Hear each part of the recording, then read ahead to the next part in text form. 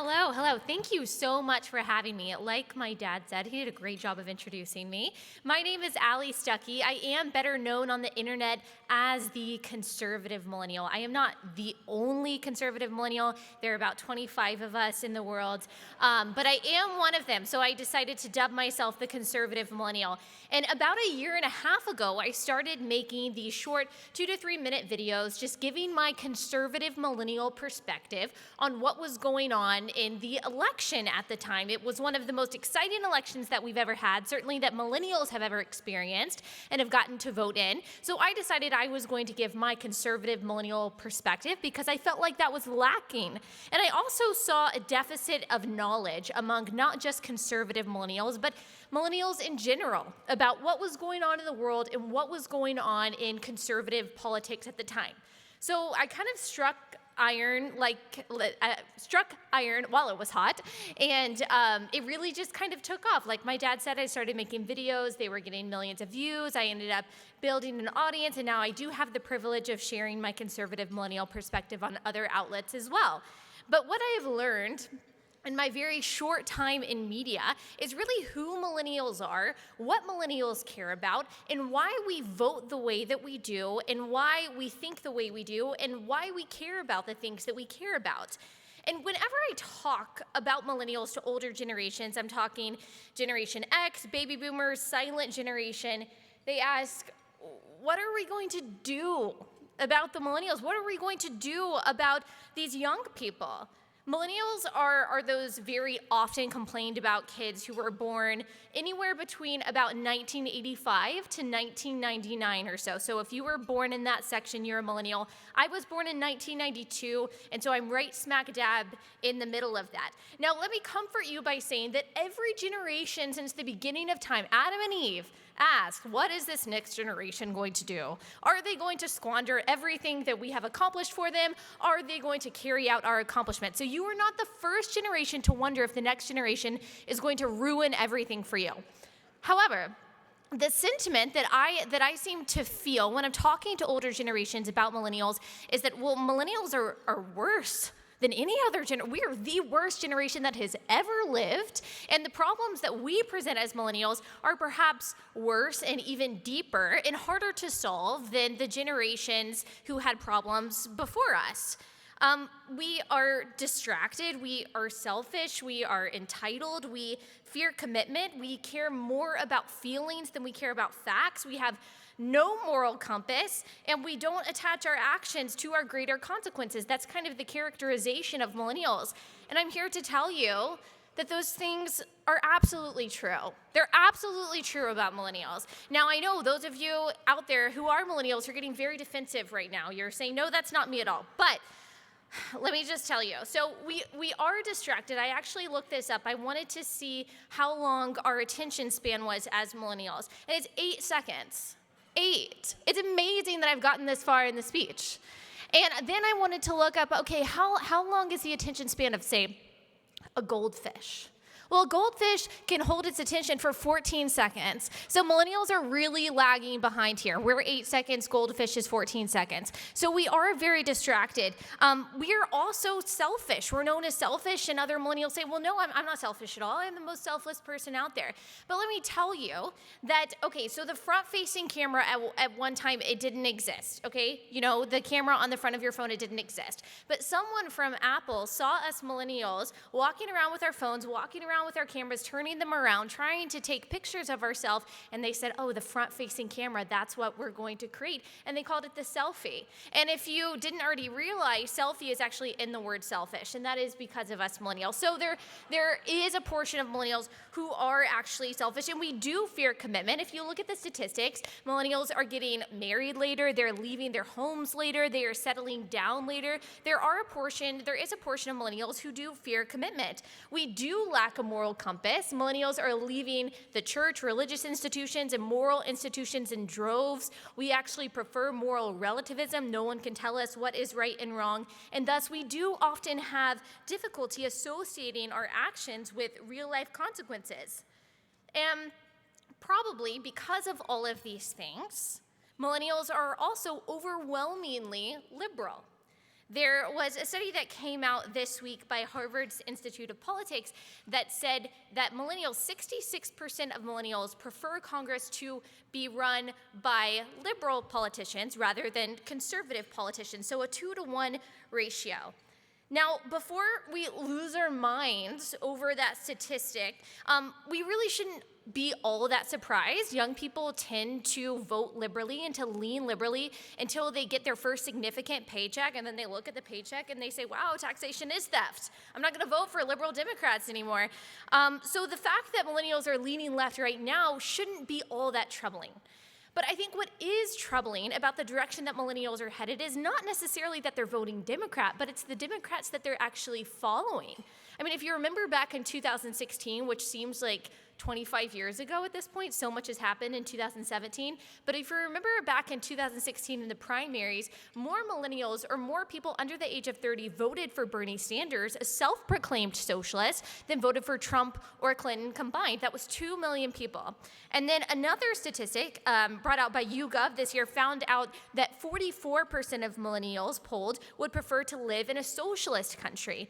Now, you might see that and you might say, okay, well, the majority of millennials want to live in a capitalist country, but that's not actually true because 7% of the millennials polled want to live in a communist country rather than a capitalist country, and only 42% actually want to live in the capitalist country, which is just great. And then a 2014 Reason Roop study found that 56% of millennials have a favorable view of socialism. And oh, by the way, as my dad said, we are the largest voting group that has ever existed. So if you haven't figured it out by now, you have your work cut out for you. I have my work cut out for you. We all have our work cut out for us when it comes to millennials. Now, usually when I tell people these statistics, they immediately go off on how awful millennials are and how we don't understand how the world works, we don't understand the value of the dollar, and how we're going to be the generation that burns liberty to the ground. And all of our concerns are extremely valid. But unfortunately, just grumbling about millennials and how awful we are actually isn't going to change anything. So the question is, for all of us, for you and for me, what are we actually going to do about it? Because the fact of the matter is, older generations hold much of the responsibility for why millennials are the way that they are. And conservatives hold much of the responsibility for why millennials are voting liberally. And right now, before the midterms and not long before 2020, we conservatives have to decide whether or not we're going to own up to that responsibility and work towards changing the minds of millennials, or whether we're just going to keep rolling our eyes about how terrible we are and hope that the baby boomers continue to sway the election. And I can tell you how the latter option is going to go. Now, if you look at the statistics that I shared with you a few moments ago, that 44% of millennials prefer socialism, 56% have a favorable view of socialism, and 66% prefer liberal politicians. Those are some pretty big numbers. But what it also shows you is that there's a large portion of millennials on the other side who see the benefits of capitalism, who prefer small government, and who would rather have conservatives running our country than liberals. So that tells us that not all hope is lost. It tells us that we're at a tipping point. So what are we going to do?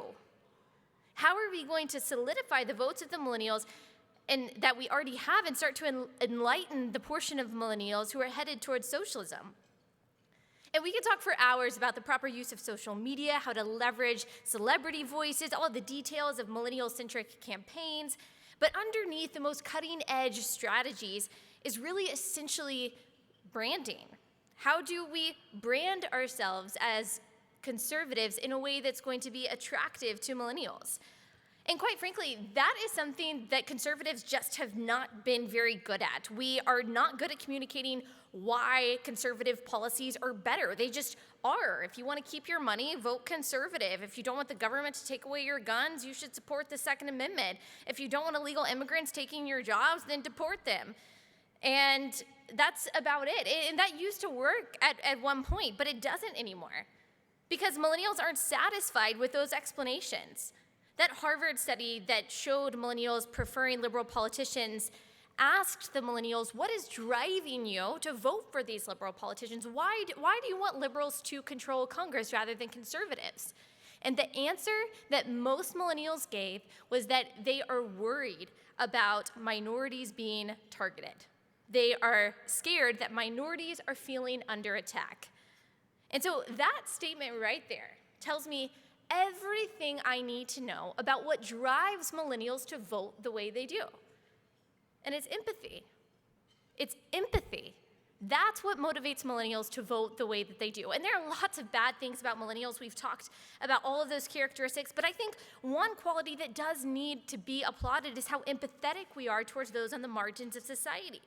The problem is, though, is not our empathy, but the fact that we've been told throughout 8 years of the Obama presidency, and then 1 year by Bernie Sanders when he was running for president, that the most empathetic thing to do is to vote for a socialist, to vote for someone who advocates for welfare, for handouts, for safe spaces, and all of these things that are fueled by an entitlement mentality, that's the most empathetic option. That is the emotion that the left has leveraged and manipulated for their own benefit. That is how Bernie Sanders and his colleagues have branded the party as the party of empathy. And it's working. Now, you and I, we both know that that's a complete farce. We know that there is nothing empathetic about socialism, which has claimed the lives of over 100 million people throughout history. We know that there's nothing empathetic about dismembering a child in the womb. We know that there's nothing empathetic about sanctuary cities, without which Kate Steinle would probably still be alive. You and I know that. But for the majority of millennials who feel rather than think and scroll rather than research, Bernie Sanders and free college sound pretty good. So liberals have done a stellar job of leveraging the inherent feelings of millennials to convince them that if you do not support their agenda, you are not only politically wrong, intellectually wrong, but you are morally wrong. You're a bad person. We see this on college campuses, on awards shows in Hollywood, on social media, in the news. Everything conservatives do is death, or as Nancy Pelosi says, Armageddon. But everything liberals do, that's for the people. That's the way that they've branded themselves. And the way conservatives must combat that is to tell millennials why. It's to tell them why the conservative vote is not only logical, but is the empathetic vote. Instead of calling all millennials snowflakes because they have feelings, we need to leverage their feelings for our benefit. And in so doing, brand ourselves effectively. So the really simple 3 ways to do that. We could go into so many technicalities and so many details of this, but really the 3 basic ways that we can do that is 1, to use their language, 2, pick the right issues to talk about, and then 3, explain the bigger picture. So 1, using their language. Everyone in here knows that if you control the language, you control the argument. So if you look at the words that really characterize our political and cultural dialogue right now, they've really all been inserted into the conversation by the left. So tolerance, inclusion, equality, love, hate, bigotry, racism, sexism, every single one of those words has been completely monopolized by the left and used to advance their agenda. We've allowed them to define those words, so they've put themselves as the moral arbiter. No one can say that those words mean anything any different because they are the moral arbiters. They say what is right and wrong, which makes our position as conservatives very difficult. So in order for conservatives to have a fighting chance with millennials, we have to reclaim the language. So instead of rejecting those buzzwords, we have to use them to our benefit. For example, you know what's tolerant? Free speech is tolerant. Free speech is tolerant of every viewpoint. You know what's inclusive of every race and background and religion and gender identity and sexual orientation? Capitalism. Capitalism is the most inclusive thing. You know what promotes equality? A flat tax promotes equality. You know what encourages love and generosity? A free market that allows people to be charitable with their money. You know what's racist? Abortion is racist, the #1 killer of minority children. And you know what's sexist? Denying women their Second Amendment rights so that when they're attacked by a man, they don't have a way to defend themselves. See, now it's conservatism that promotes tolerance and inclusion and equality and love, not liberalism. The second thing is pick the right issues. In talking to millennials, you have to speak about the things that matter to them, that get under their skin. So free speech is one, the issue that I truly believe can change minds on the left. And then immigration, race relations, capitalism versus socialism, the Second Amendment, abortion, all those things that we don't want to talk about because they're so controversial and uncomfortable. But those are the only issues that are going to be able to sway the millennial vote. They're polarizing topics, but we can't ignore them. We have to show them why the conservative policy and the conservative take on those issues is not just the right take, but the righteous take. And then the third way that we show that conservatives are the empathetic vote is to explain the big picture, which is the why. Millennials care about the why. The challenge is to explain why conservative policies are the more empathetic option and how they benefit not just the rich white guy, but the people on the outskirts of society, the marginalized, the sick, the poor, the veteran, all the people that liberals say that we don't care about. We have to explain why capitalism is far more sympathetic than socialism, why handouts can cripple entire communities, why more government intervention leads to bigger problems, why abortion is both immoral and anti-American, why the Second Amendment is the most feminist amendment in the Constitution, why stopping illegal immigration is far more compassionate than sanctuary cities, why free speech is the only tenet that will save us from fascism, why religious freedom is crucial to the atheist, the Muslim, the Christian, the Scientologist, to every American. We have to explain why. We can no longer assume that people understand the benefits of small government, low taxes, and conservatism. We have to go back to the basics and explain why. So all of these things are up to not only our politicians and the people on the front lines of the political fight, but they're up to me too, to bloggers, to commentators, to writers, to students, to volunteers, to employees. Changing the language, hammering on the right issues, and explaining the big picture is done not just on the campaign trail, but through social media, by doing things like making videos like I do, by organizing groups on college campuses. And even though we have a major challenge ahead of us, I do want to encourage all of you that people like me do exist. Conservative millennials are out there. I was joking, there's not just 25 of us. There's a lot of us. And we really are, we're on the move. We're in the media, we're writing, blogging, making videos, we're speaking on college campuses. We are organizing debates and events in our community. We're volunteering. Because we see firsthand what really is at stake here. Because it's going to be us. It's going to be our children and grandchildren who reap the consequences of a socialistic society. And we see that liberty is in jeopardy.